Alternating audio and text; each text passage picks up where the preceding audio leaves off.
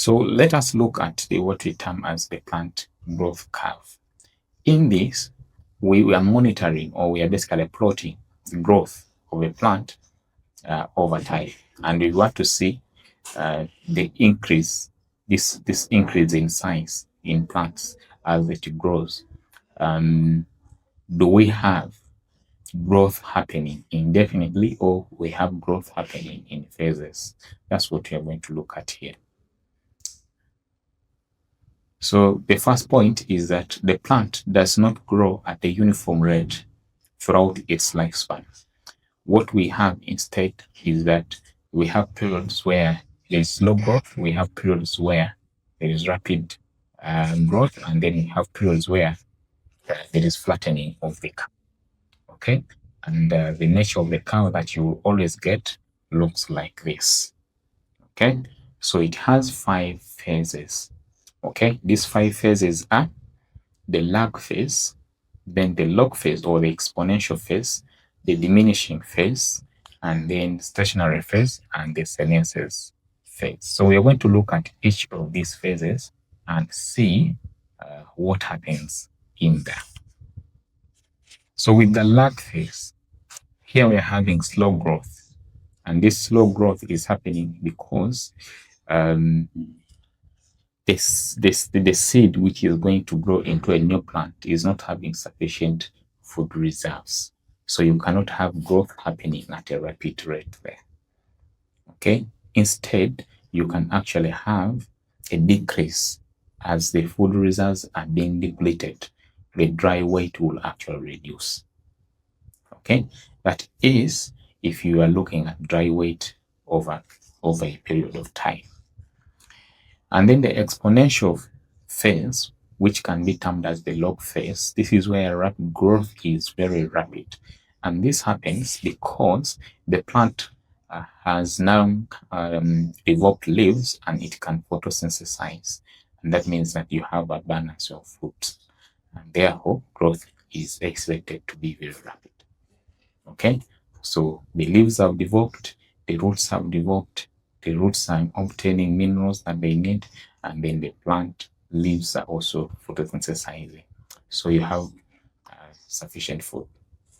Diminishing phase, this is where now the plant is facing competition from other plants for the resources. And in this case, we're talking about sunlight, we're talking about minerals, competition for water, and all those things. So here, the plant does not grow rapidly. Okay, and then there's no stationary phase. Is when you are having growth stabilizing, and whereby you're having metabolic processes, that is anabolic processes being equal to the catabolic processes. What do we mean by this? In a living organ or in a plant, basically, like in this case, what you have is that the plant photosynthesizes. Okay, that means it makes food, right? That process of synthesizing contributes to what we term as anabolic metabolism. Synthesis reactions are anabolic. Breakdown reactions in the plant are catabolic.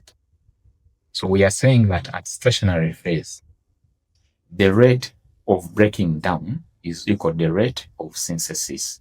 And that means that there's no change eventually. So that's why the growth is actually stationary. Okay? And then the last one, which is senescence. With senescence, now the breakdown of tissues increases more than what is being built. Okay? The cells are dying more compared to cells dividing. Okay? And therefore, the plant eventually is. Okay? We have some uniqueness with the perennial plants. We don't have that single cycle that we have described, which has 5 phases. In this, you actually have repeated cycles. And these repeated cycles are happening along with the changes in season.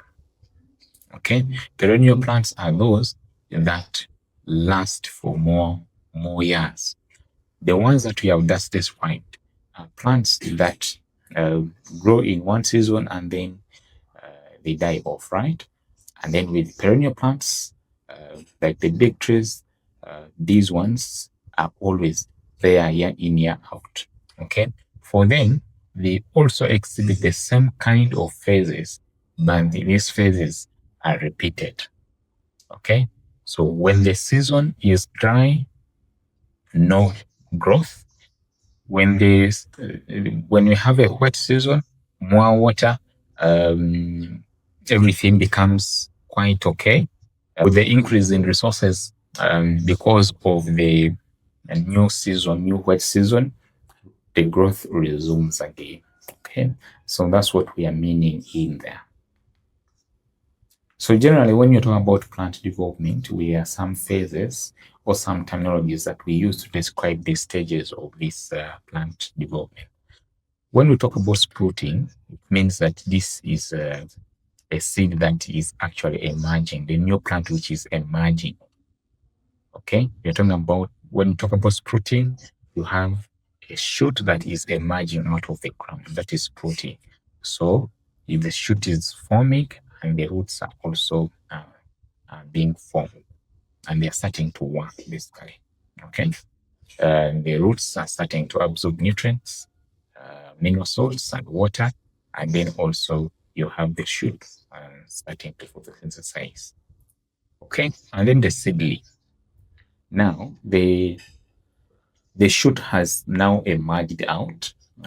It is quite stable. Similarly, the root system is also quite stable. This is what we term as the seedling. And it is the seedling that we can actually transplant. Okay, can move from the nursery bed to the main garden. It is the seedling because it is now quite stable and it can withstand some environmental factors.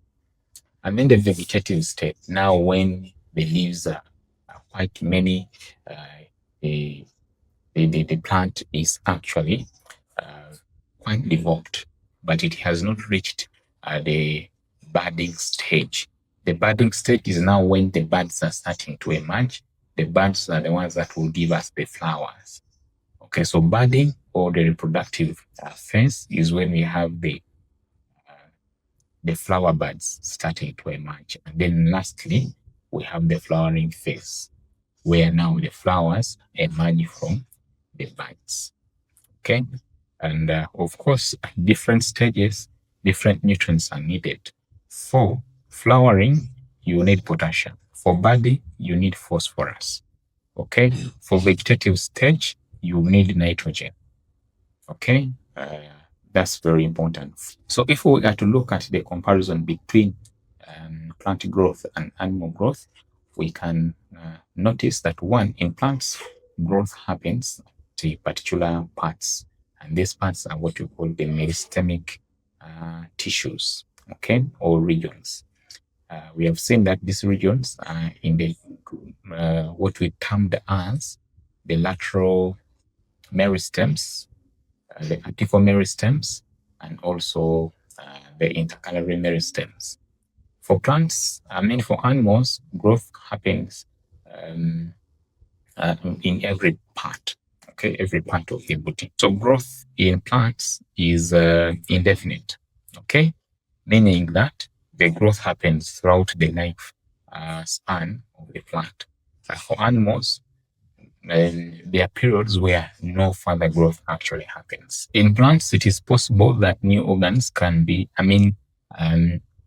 now all the organs can be replaced by new organs. In animals, it is not possible. Okay?